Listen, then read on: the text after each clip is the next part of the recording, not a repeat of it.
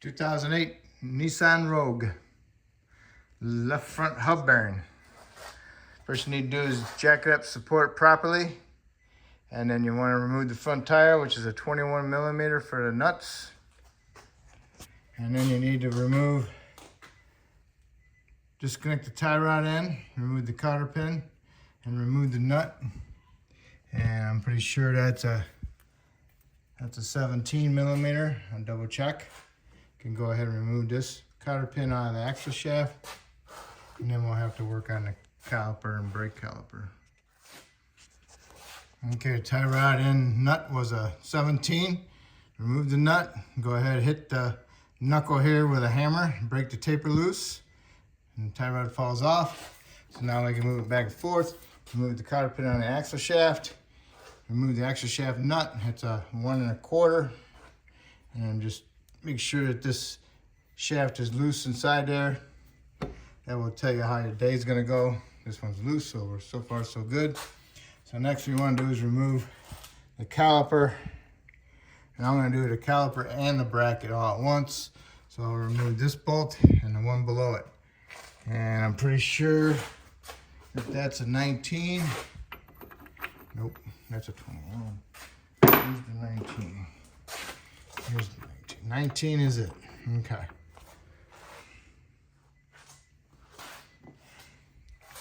All right, caliper bracket bolt looks like that. There's 2 of them. Go in here. Remove the caliper, get a screwdriver, flat blade, pry it off, hanging on your S-hook.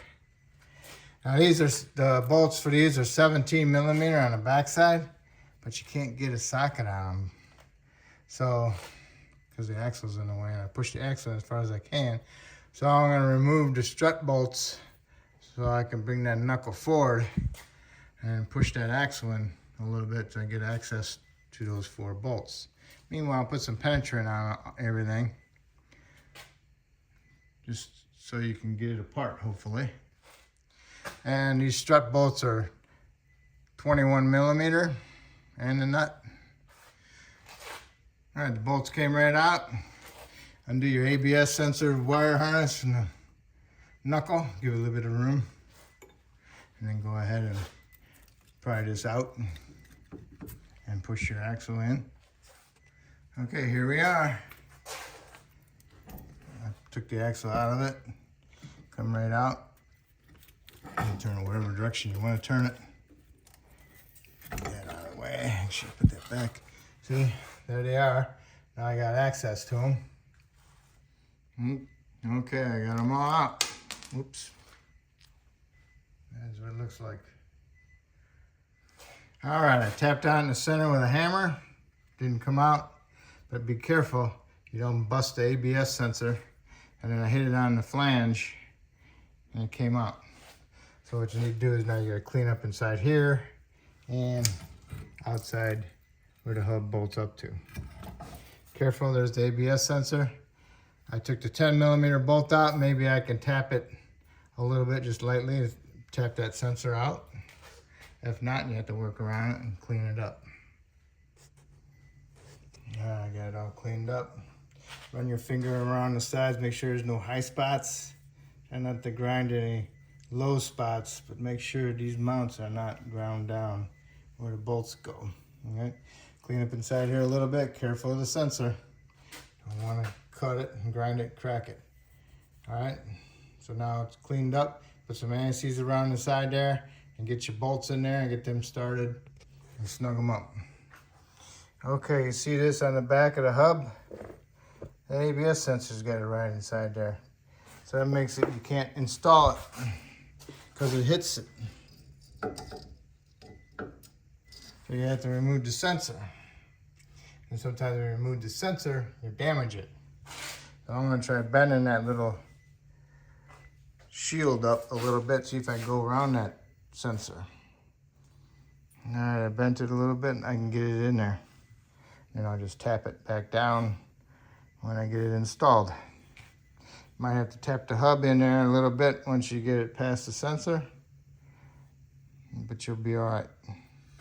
All right, I got it in there, I got my hub lined up, got my bolts started, and then I tightened them up, And I torqued them to 92 foot-pounds. And I bent my little piece back. It was right here. Still got a little bend in it, but it's okay. And spin it, make sure it's not hitting it. And just be aware when you remove it that that piece does not damage that sensor. I was lucky enough mine came off when I removed it. All right, so now you can go ahead and put your knuckle back into your strut and line up your half shaft inside there and put some anti-seize on your splines and on your threads and inside your knuckle and your bolts. Okay, get it all lined up. Make sure you got this on the outside. Make sure it's on the outside. All right, you can go ahead and put them in there. Got your strut bolts in there, get them snugged up, and then you want to torque them to 160 pounds. Next, what we're going to do is put our brake caliper on here. But before we put our brake caliper, not caliper, rotor, make sure the inside of this rotor is clean, because that's a new surface. If you put this dirty thing on there with high and low spots from the rust, you're going to get a brake pulsation. And make sure you put some anti-seize on that hub too, where the rotor fits on it. Okay, there's the hub. There's the inside the rotor. Now you got the caliper on there. Make sure the line is not twisted. Got your bolts started, snugged up. And you want to torque them to 90 foot-pounds. Put your tie rod in on, tighten it up, line up the keyway, put a cotter pin in it. Next you need to do is snug up your axle nut and get a flat blade screwdriver and a torque wrench. Okay, now it's time to tighten the axle nut. I've got different readings. I don't know what, I got one for 95, 200. I'm gonna go 125 because it wasn't that bad. So I stuck a flat blade screwdriver in the fins on the rotor, turned it so it hits the caliper bracket. That's what holds it, so I can go ahead and torque it. So then I torqued it. Okay. And then get yourself a nice big fat cotter pin and put it in there. Get that done. And just double check to make sure you got everything done. There's no alignment to be done on here. Got the tie rod on. Got the bolts for your caliper tight.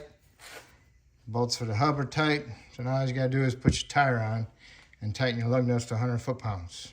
And just make sure you, when you load the vehicle down, make sure you pump your brake pedal, make sure you got a firm pedal. Okay? And that's how you do your hub bearing. The other side's the same way.